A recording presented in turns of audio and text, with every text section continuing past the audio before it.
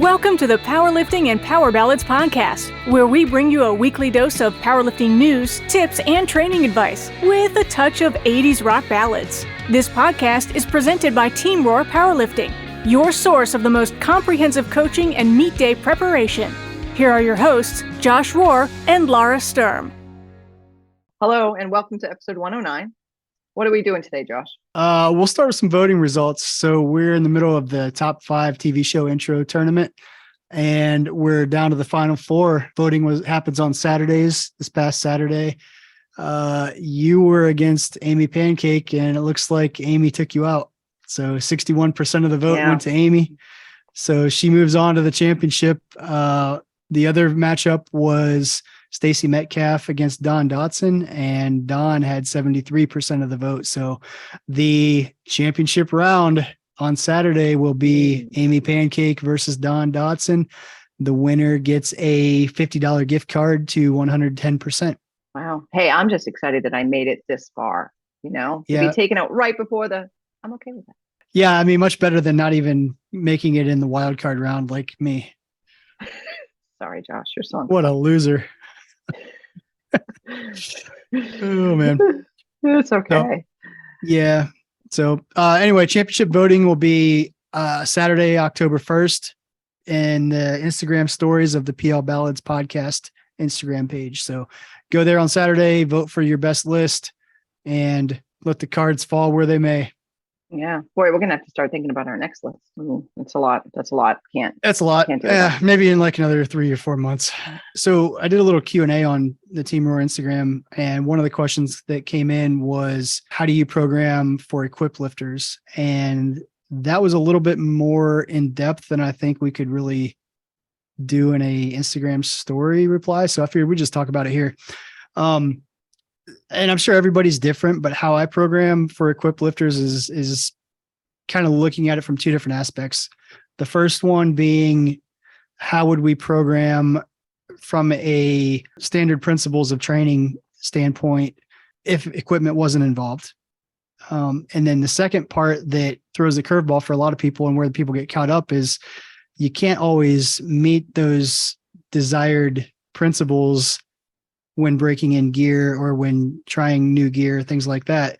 For example, you don't just like, if your training plan, and I'm just arbitrarily saying this, if you're supposed to be doing 5 sets of 3 on bench at 75%, well, you can't just throw a bench shirt on and do 5 sets of 3 the first time you have a bench shirt on.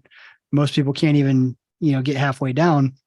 So, how do we balance that? And usually what we try to do is take our overall programming that we're trying to accomplish in the week or in the month or whatever, and then front load it or back load it depending on when we're actually doing our gear work, because the gear work is going to be different. It's going to fall outside of those parameters more than likely. So we have to adjust those around the breaking in of the equipment. And what I mean by breaking in of equipment, for people that aren't familiar, just using a bench shirt, for example, the first time you put on a bench shirt, even if it's a used one, even if you've worn gear before, you're more than likely going to start with like a 2 or a 3 board press, meaning you're not coming all the way down to your chest.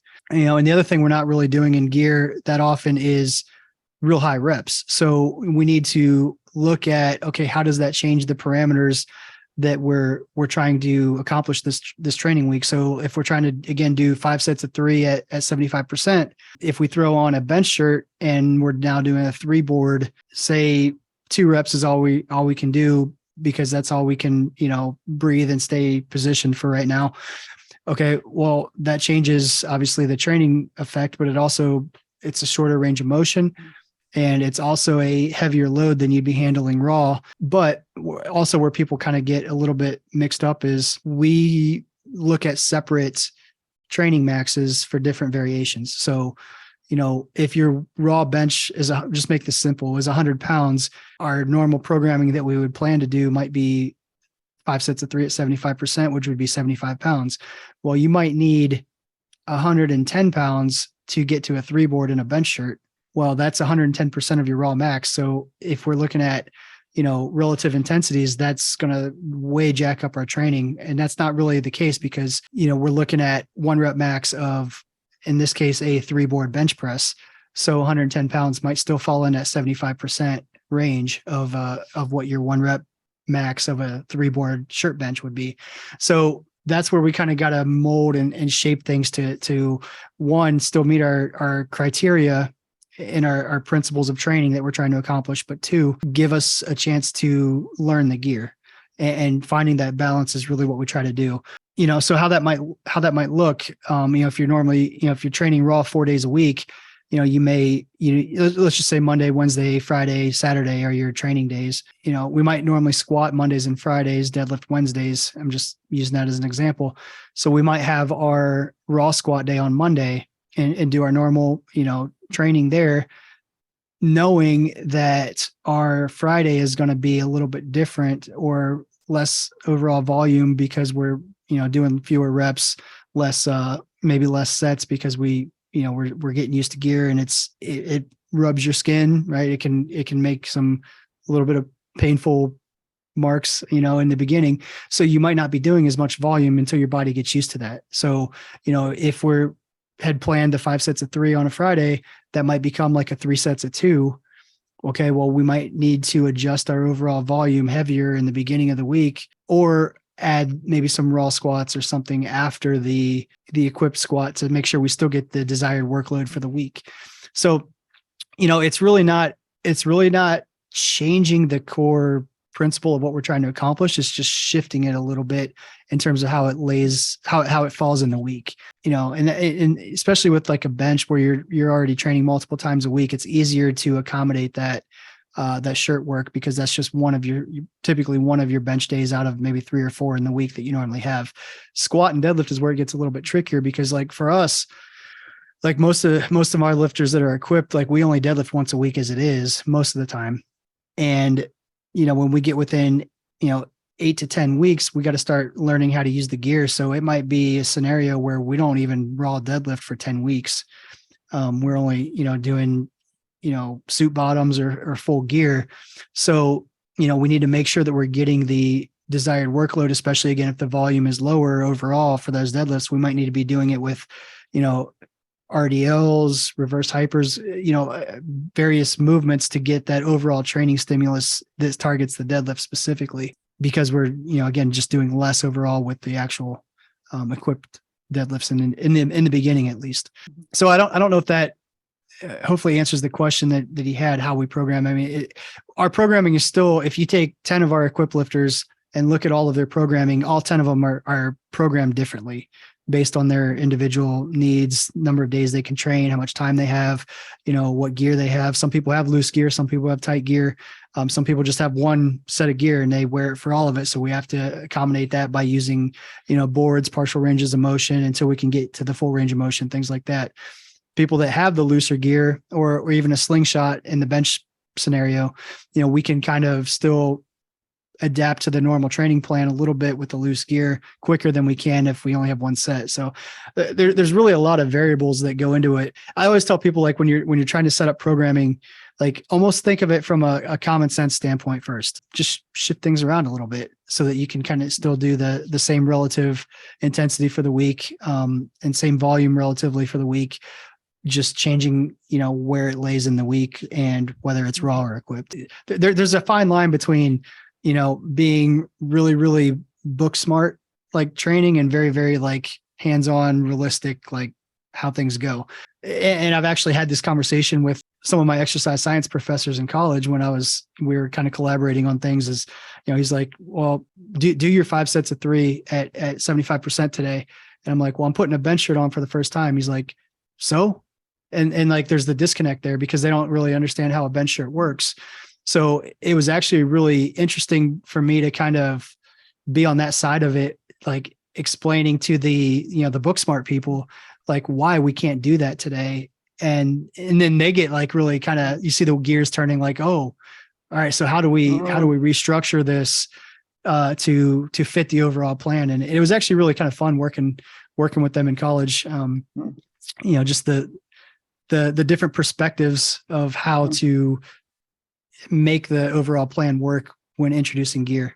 Interesting. Yeah. And I think there's more than one way to do it. Like you said, you're going to have 10 different lifters with 10 different programs. It's both science and art. Yeah, it really is. I think a lot of people like kind of laugh when you say that, like it's partial science, partial art, but it really is. Just take learning the bench shirt, take out training principles completely, just off the top of your head using common sense. Like, what would make sense to learn how to use this thing? Well, learn it in stages.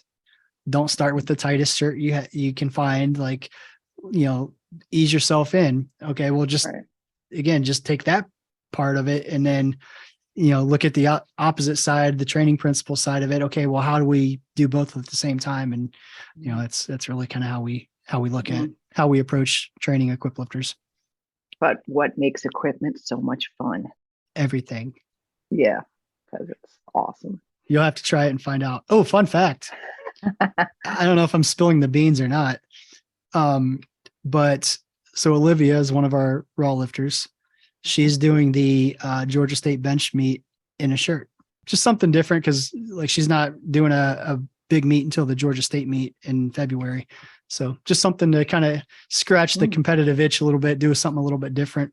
And somebody else on the team, I'm not going to mention names, has reached out to me today, I believe it was, might have been yesterday, asking or saying that they've seen Olivia in a shirt and they want to try a shirt. Can they do that? I'm like, yes, you can. Yes. So I like it. Yeah. So people experimenting with it. And I do, a lot of people get caught up in, well, equip lifters, blah, blah, blah, blah, blah. Well, I do think there is value in raw lifters training in gear. I do think it helps with, certain aspects of technique, certain aspects of range of motion deficiencies, strength and different range of motion deficiencies, all of those things. So overload. When used correctly, I do think gear can benefit raw lifters as well, even if that's not going to be your primary method of competing. Totally agree. Yeah. So I'm going to just circle back a little bit to the new Ipf Bench Rule. I don't know. Are you even familiar with it? Yes, okay. I am. I have been watching. So I posted a little clip of Katie and I's conversation about it and the comments on the Team Rohr Instagram about that. There were some valid points and there was a bunch of this bullshit. Just some of the things, for example, like I genuinely don't think it's going to be very easy to see elbow depth from the sides, which means only one referee can see it. And, if that's the case, then it's like the head coming up. It's like the head coming up. If the head comes up 6 inches, chief referee sees it, the sides don't. Well, it's still a good lift, even though it's a clear violation of the rule that everybody saw. And I think this is going to be kind of a similar thing. Like you're going to not hit quote unquote bench depth and get 2-to-1 good lift because the sides don't see it. So what's the point? Yeah. Well, I mean, and when you're judging from the side of squat, you're looking at one side, like looking at both at the same time. If as a head referee, because that's the only one who could see it, if the elbows get past the shoulder, like how is a head ref supposed to see that? Look at the head, look at both elbows in relation to the shoulder and do commands. I wouldn't be able to do it.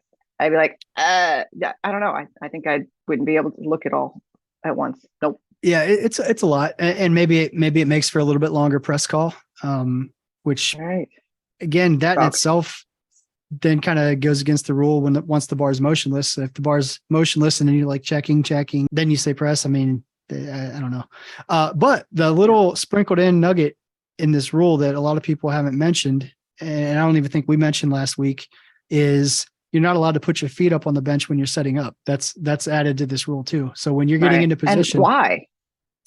Like, why? I don't know if it's a sanitary reason, if it's trying to limit the amount of arching people can do, but I think that's going to be a real big problem for equip lifters because I don't know any equip lifters.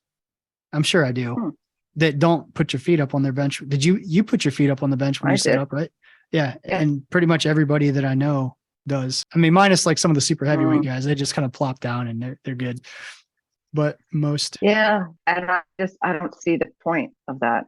I understand why you're trying to do the elbow thing. Like you're trying to limit how much people can arch. So you don't have that person with a ridiculous arch that moves the bar 2 inches. I get that. Totally. I can kind of see some validity there, even though I don't think you can judge it. I don't think you can. Straight up, I'm not even sure I'm against the 2-inch range of motion. If you can get your body in that position, most people are against it. And so I'm playing devil's advocate here, but the rules for bench have pretty much been the same since the beginning of powerlifting. I mean, give or take some little things. I think people just now are beginning to take the time to work on that aspect of the bench to be able to minimize the stroke. So it's not like all of a sudden something changed where everybody's bending these rules. Right. I mean, there's in the big scheme, not a lot of people are doing that. But if you're willing to put that much time and effort into developing your arch like that, then why not? You know, I'm not doing that. I'm not spending that much time working on it.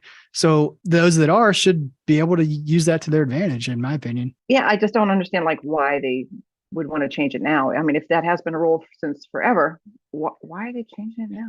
I mean, my assumption is it's just because the IPF's trying to look good in the eyes of the Olympics and they want something that people can relate to, which I get that aspect of it. But there's a lot of things with, powerlifting in general, like squatting to depth. The general person doesn't know why a squat's not good when it's an inch high. The general person doesn't know why that deadlift got red lights because it had downward motion. He stood all the way up with it. The general person doesn't know that, they locked out the bench press, but their elbow was a little bit bent, but they pushed it all the way up. Why didn't it count?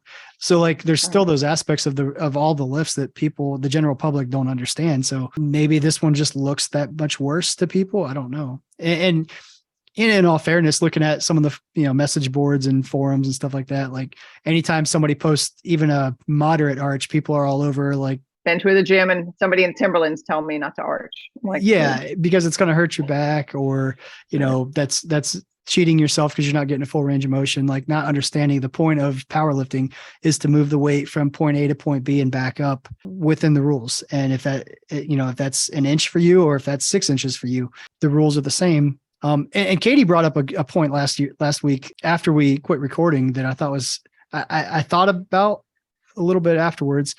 How many people are going to injure shoulders now because they have to, bring their grip in more and go much further down, or they can't arch as much. So the angle that your shoulders rotating at is much greater. I think that'd be an interesting case study to see, if shoulder injuries go up from this. Right. And I got to say, I don't think I could get in position with a shirt without putting my feet on the bench. Yeah, I agree. And I personally don't wear a tight shirt, but that is still a big part of me getting into position, is being able to do that. But luckily, the majority of us don't have to worry about it because we don't compete in the IPF. So yeah. So there you go. Nanny boo boo.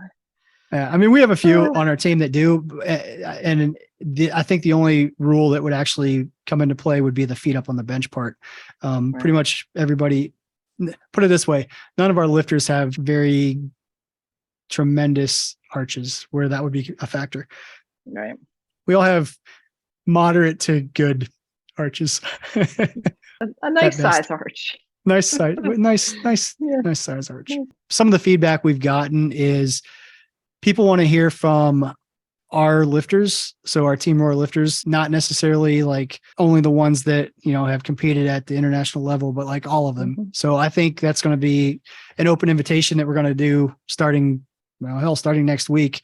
Try to have just one of our lifters on, once a month would be a good, reasonable plan, and just kind of hear their story, how they got into lifting, like some of their challenges, stuff like that, because everybody starts from a different place. And, some of our lifters are pretty new. So I think having a pretty new lifter share their experience is very beneficial to other new lifters looking to get into the sport. One other thing we're going to start doing is probably once a month also inviting some of the USA powerlifting registered clubs in Georgia, whoever's in charge of those to be on and kind of talk about what they do, why they have their club, if they have a gym, what their gym's like, where it's at, stuff like that. Because I think people are looking for those things, like, they want to hear from people. And I think we kind of our main deal is covering Georgia powerlifting. So why not have some of them on and meet directors and referees too? I think we can sprinkle in there too. But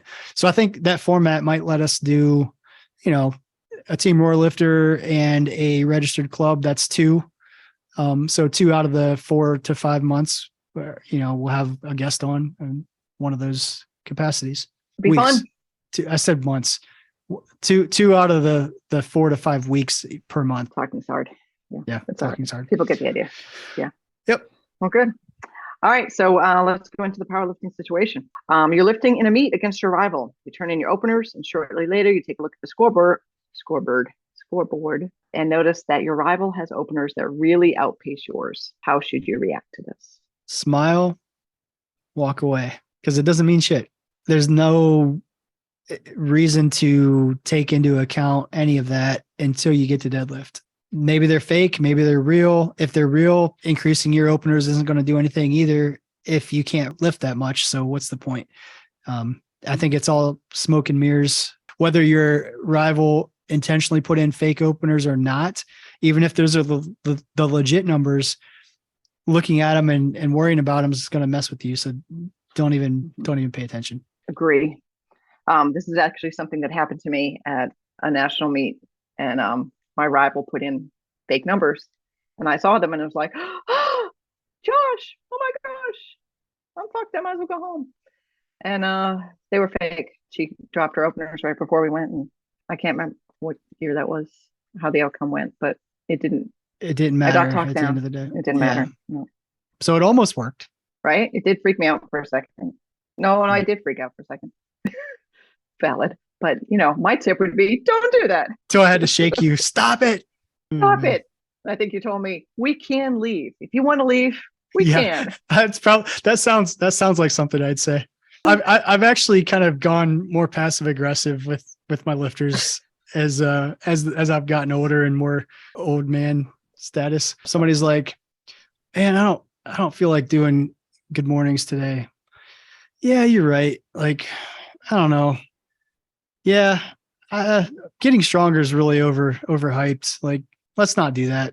Yeah, you don't really need to work out. You'll probably be fine on meet day. When people squat high, I'm like, so a lot of people genuinely say this, and it pisses me off. They're like, well, it'll be there on meet day.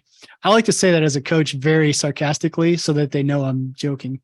And they know that I need them to get lower. So like somebody squats high, I'm like, yeah, it's 2 inches high. But you know what? You'll probably be there on meet day, so I wouldn't worry about it. You don't really need to go any lower because the referees, they probably won't even notice. And I try to make it like very clear, like squat lower. Yeah. Well, yeah. Great technique, Josh. Nice. It's like the Peloton. Yeah, the Peloton. It's a great skit. And if you don't know what we're talking about, you should Google that SNL. I think it is. Josh, sum up your coaching style in one word: Pelotons. Pelotons. Yes, that's awesome. Yeah. All right, on to the new lifter tip. Your squat can be affected by your arches. Dropped arches can equate to unengaged hip rotation. Make sure you're ripping apart the floor with your feet when you're squatting to engage hip rotation. So that was something that I used to coach people to do pretty often, is looking at their arches from the get-go, because it can matter. Yep, it does. And I think a lot of people don't pay attention to some of those things. I mean, it's not just squat. I mean, there's different things for, squat, bench, deadlift, and all little things like that you wouldn't think about. Well, shoot, even knee pain or hip pain doesn't mean it's a hip problem or a knee problem. Like it could be coming from, ankles. It could be coming from, whatever, dropped arches, like you said here. So, all right. So round 4 of voting is coming up real quick, real soon. But yeah, last round of voting, the championship is actually on October 1st. So this Saturday, the last round, we'll see who wins. Either Amy Pancake or Don Dotson is going home with a $50 gift card from 110%. Big shout out to them. They sponsored us for this tournament. So they are donating that to the winner. Very nice. And if anybody has any ideas for the next music list, please reach out. Yeah. Let us know. We'll solicit our guests next week. Our guests. We will solicit our guests. Solicit our guests. Yeah. So if any of you out there meet one of these criteria, one of our Team Rohr lifters, or have a registered club and want to be on the podcast, you can shoot us a direct message. I will be reaching out in the next couple of weeks if I don't hear from anybody, which is probably going to be the case because let's be honest, who's really listening to this? My mother. That's about it. Really? No, she doesn't even listen. Oh, yeah, I figured. All right. Well, until next week. Bye now. Very nice. Bye now. Thank you so much for listening. If you enjoyed today's episode of the Powerlifting and Power Ballads podcast, please remember to subscribe and share it with your friends.